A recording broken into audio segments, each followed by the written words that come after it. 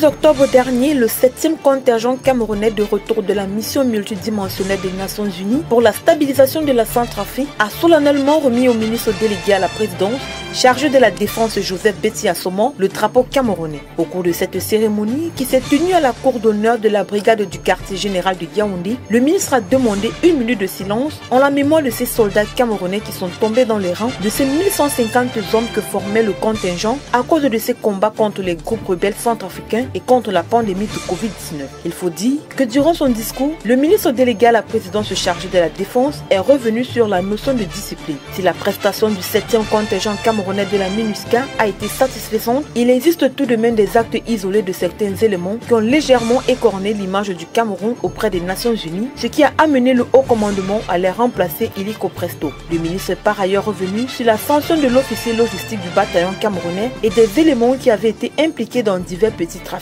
Le ministre de la Défense a également insisté sur les défis qui attendent ces hommes et femmes de retour de la RCA. Ces derniers seront redéployés sur le théâtre des opérations en interne au regard des divers engagements des forces de défense et de sécurité.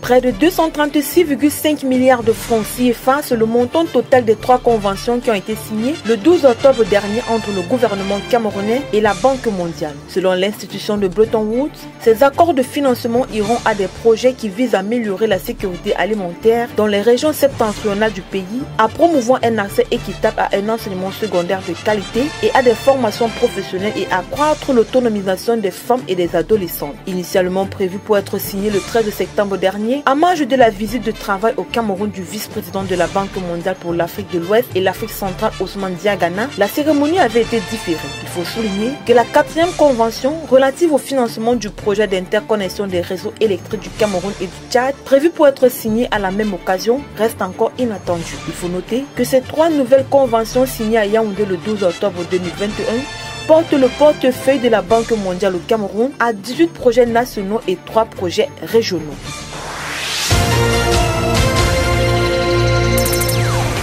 À l'occasion de la 15e édition du Festival international de danse contemporaine, la ville de Marrakech au Maroc abritera du 22 au 27 novembre 2021 la Biennale de la danse en Afrique. Pendant 6 jours, la ville de Marrakech va vivre au rythme d'un programme riche en masterclass, en conférences, en projection de films sur l'histoire des danses africaines et en représentation chorégraphique. Et pour toucher un large public, plusieurs performances artistiques auront lieu dans des espaces publics. Il faut noter qu'au cours de ce festival, la création marocaine sera mise à l'honneur chaque jour grâce à une plateforme dédiée aux jeunes talents du royaume. Au total, plus de 100 artistes appartenant à 34 compagnies du continent africain prendront part à cet événement. Et vu la qualité exceptionnelle des spectacles, ils seront retransmis intégralement via la plateforme digitale africaine Afropolis.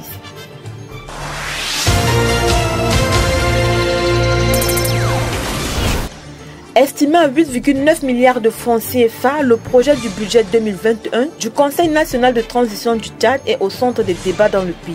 Reparti entre les rubriques salaires, indemnités, frais de cession, achat de véhicules, de matériel bureautique et informatique, de carburant, les Tchadiens jugent trop élevé ce budget qui ne servira juste que pour les derniers mois de l'année 2021. Pour Salet Kebzabo, président de l'Union nationale pour le développement et le renouveau, ce budget est une véritable entreprise de pillage à ciel ouvert qui se met en place au Conseil national de transition. L'ancien député se demande si la défunte Assemblée nationale avait emporté tous les matériels roulants et de bureaux au point où le Conseil national de transition doit tout racheter.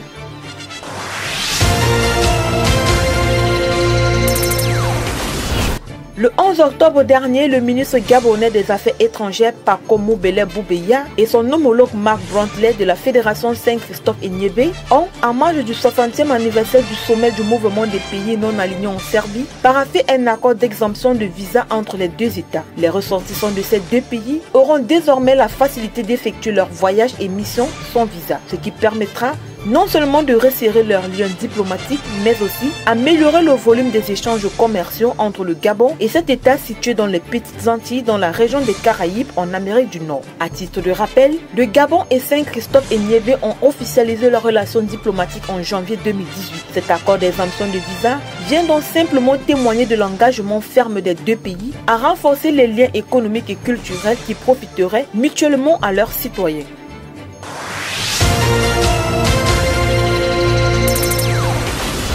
Depuis le 13 octobre dernier, le président togolais Faure Gnassingbé est en visite de travail et d'amitié en Mauritanie. Sur invitation de son homologue mauritanien Mohamed Ould Cheikh El Ghazouani, cette visite officielle vise à renforcer les excellentes relations de coopération entre la Mauritanie et le Togo. Au cours de cette visite officielle de 2 jours, les deux chefs d'État ont passé en revue les relations bilatérales entre Lomé et Nouakchott, ainsi que les questions sous-régionales, continentales et internationales d'intérêt commun. Et dans le cadre de la coopération sous-régionale et internationale, les deux chefs d'État n'ont pas manqué d'évoquer les questions relatives à la consolidation de la paix, de la sécurité et la lutte contre la violence au Sahel. Il faut rappeler que le dernier séjour officiel du président togolais en Mauritanie remonte à juillet 2018 et c'était à l'occasion du 31e sommet de l'Union africaine.